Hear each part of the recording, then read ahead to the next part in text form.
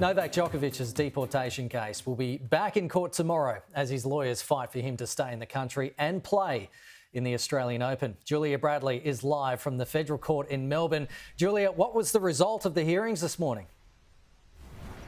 Well, Kenny, that hearing this morning, it was procedural. So essentially, both sides were trying to work out exactly what that must-watch hearing to be held tomorrow will look like. So it's been scheduled for 9:30 tomorrow. There's debate continuing about whether it will be held in front of a full court, so 3 judges, or a single judge. Now, we know that Novak's team, they are in favour of having that in front of a full court, but the team representing Immigration Minister Alex Hawke, they don't want that because they think it could hinder their chances of getting an appeal. Now, Novak Djokovic's visa, it was cancelled for the second time yesterday by the Immigration Minister, and we know that Novak's lawyers are certainly ready to throw everything they can at this because they want to win and they want a quick win, and they want him to be able to play in the Australian Open, which will kick off on Monday next week. Now, at the moment, we're outside of the offices for Novak's lawyers. At the moment, he is being guarded by members of the Border Force, but he's helping his lawyers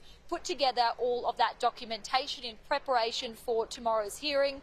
After this, we understand that about at 2 o'clock this afternoon, is going to be then moved out of this building and taken to a detention facility ahead of that hearing tomorrow. We've heard plenty of debate continuing today about exactly what the next few hours could hold for the tennis world number one. We've heard from Anthony Albanese, the opposition leader, on exactly why this is hurting Australia. On the weekend before the tournament begins, after the draw has taken place, we finally have a decision from the federal government. Says it all. This has been a great embarrassment for Australia. It's one that could have been avoided. The rules are clear that you need to be double vaccinated in order to enter Australia, and we still don't have an explanation for how it is that the Australian government under Scott Morrison issued the visa in the first place.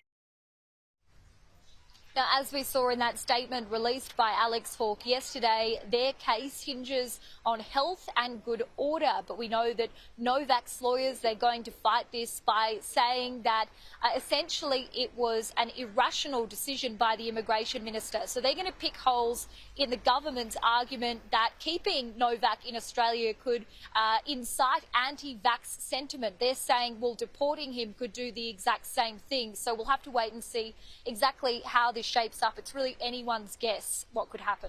And Julia, Serbia's president, he's not happy at the moment, is he? He's blasted the Australian government. We've heard some very strong words from the Serbian president slamming the Australian government for this decision.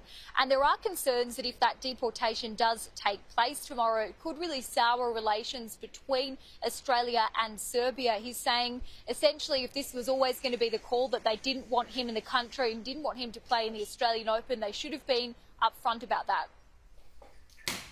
If he wanted to ban Djokovic from winning his 10th trophy in Melbourne, why didn't you send him back immediately? Why didn't you tell him that it's impossible to get a visa for your country in the first place? Why are you harassing and persecuting him? Not only him, his family too, and the whole of his nation, which is a free nation and proud nation. So the eyes of the world certainly watching this unfolding case, and we'll have to wait to see what happens in that hearing tomorrow morning. Kenny? Thank you, Julia. Julia Bradley there.